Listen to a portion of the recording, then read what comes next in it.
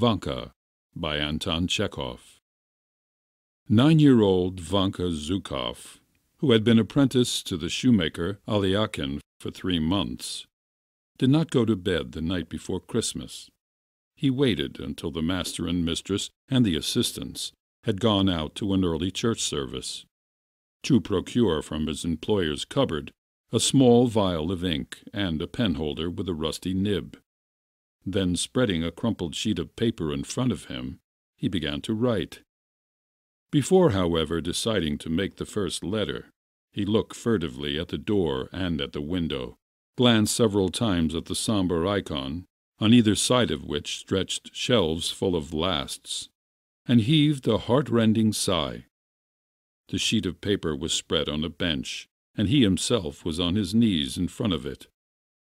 "Dear Grandfather Konstantin Makarych," he wrote, "I am writing you a letter.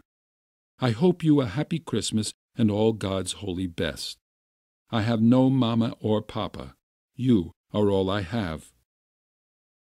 Vanka took a look towards the window in which shone the reflection of his candle, and vividly pictured to himself his grandfather, Konstantin Makarych, who was night watchman at Messrs. Zivarev.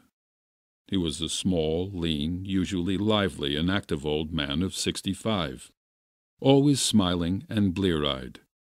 All day he slept in the servants' kitchen or trifled with the cooks. At night, enveloped in his ample sheepskin coat, he strayed round the domain, tapping with his cudgel. Behind him, each hanging its head, walked the old bitch Konstanka and the dog Vyun, so named because of his black coat and long body, and his resemblance to a loach. Vyun was an unusually civil and friendly dog, to be trusted, looking as kindly at a stranger as at his master. But he was not to be trusted. Beneath his deference and humbleness was hid the most inquisitorial maliciousness. No one knew better than he how to sneak up and take a bite at a leg, or slip into the larder, or steal a Muzhok's chicken. More than once they had nearly broken his hind legs. Twice he had been hung up. Every week he was nearly flogged to death, but he always recovered. At this moment, for certain, Vanka's grandfather must be standing at the gate, blinking his eyes at the bright red windows of the village church, stamping his feet in their high felt boots, and jesting with the people in the yard. His cudgel will be hanging from his belt. He will be hugging himself with cold, giving a little dry old man's cough, and at times pinching a servant girl or a cook. "Won't we take some snuff?" he asks, holding out his snuff-box to the women.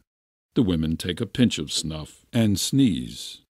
The old man goes into indescribable ecstasies, breaks into loud laughter, and cries, "Off with it! It will freeze to your nose!" He gives his snuff to the dogs, too. Kashtanka sneezes, twitches her nose, and walks away offended. Vyun deferentially refuses to sniff, and wags his tail. It is inglorious weather, not a breath of wind, clear and frosty. It is a dark night, but the whole village, with its white roofs and streaks of smoke from the chimneys, the trees silvered with hoarfrost, and the snowdrifts, you can see it all. The sky scintillates with bright twinkling stars, and the Milky Way stands out so clearly, and it looks as if it had been polished and rubbed over with snow for the holidays. Vanka sighs, dips his pen in the ink, and continues to write. "Last night I got a thrashing. My master dragged me by my hair into the yard, and belabored me with a shoemaker's stirrup, because, while I was rocking his brat in the cradle, I unfortunately fell asleep. And during the week my mistress told me to clean a herring, and begin by its tail.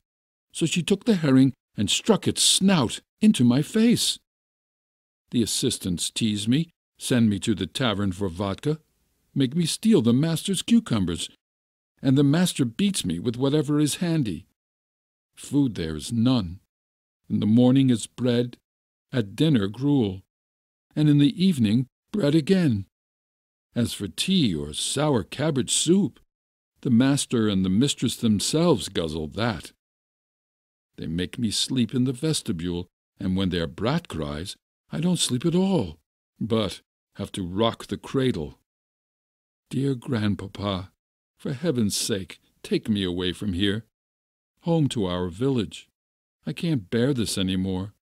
I bow to the ground to you, and will pray to God for ever and ever. Take me from here, or I shall die." The corners of Vanka's mouth went down. He rubbed his eyes with his dirty fist and sobbed. "I'll grate your tobacco for you," he continued. "I'll pray to God for you, and if there is anything wrong, then flog me like the grey goat. And if you really think I shan't find work, then I'll ask the manager. For Christ's sake, let me clean the boots, or I'll go instead of Fedya as under-herdsman. Dear grandpapa, I can't bear this any more. It'll kill me. I wanted to run away to our village, but I have no boots, and I was afraid of the frost. And when I grow up, I'll look after you, and no one shall harm you. And when you die, I'll pray for the repose of your soul, just like I do for Mama Pelageya. As for Moscow, it is a large town. There are all gentlemen's houses, lots of them. Lots of horses, no sheep, and dogs are not vicious. The children don't come round at Christmas with a star. No one is allowed to sing in the choir, and once I saw in a shop window hooks on a line with fishing rods, all for sale, and for every kind of fish. Awfully convenient. And there was one hook which would catch a sheatfish weighing a pound. And there are shops with guns, like the master's, and I am sure they must cost 100 rubles each. And in the meat shops there are woodcocks, partridges, and hares. But who shot them or where they come from, the shopman won't say. Dear grandpapa, and when the masters give a Christmas tree, take a golden walnut and hide it in my green box. Ask the young lady, Olga Ignatyevna, for it. Say it's for Vanka." Vanka sighed convulsively, and again stared at the window. He remembered that his grandfather always went to the forest for the Christmas tree, and took his grandson with him. What happy times! The frost crackled, his grandfather crackled, and as they both did, Vanka did the same.